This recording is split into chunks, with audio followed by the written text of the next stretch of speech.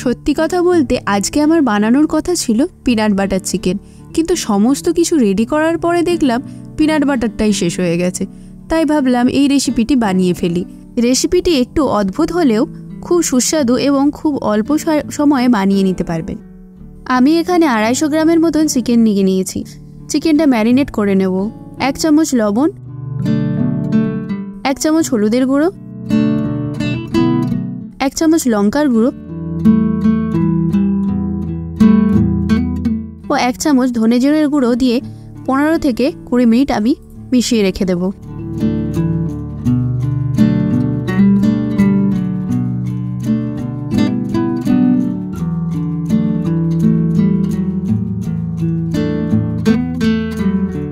একটি কড়াইতে হাফ কাপের মতো সরিষার তেল দিয়ে একটি কেটে রাখা পেঁয়াজ দিয়ে কিছুক্ষণ ভেজে নেব।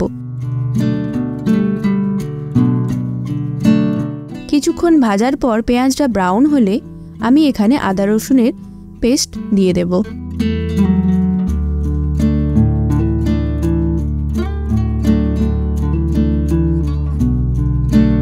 একটি টমেটো কুচি দিয়ে কিছুক্ষণ নাড়িয়ে নেব।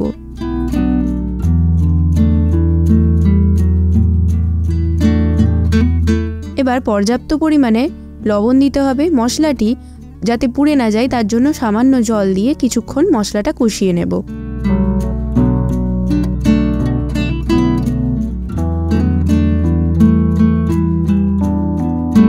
টমেটো নরম হয়ে আসলে ম্যারিনেট করে রাখা চিকেনগুলো ওতে দিয়ে দিতে হবে, দিয়ে ভালোভাবে কষাতে হবে।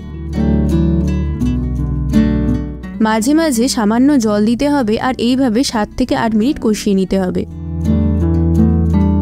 মশলাটি চিকেনের গায়ে ভালো করে মাখো মাখো হয়ে গেলে ওতে হাফ কাপ পরিমাণ জল দিয়ে ঢেকে আমি 10 মিনিট রান্না হতে দেব।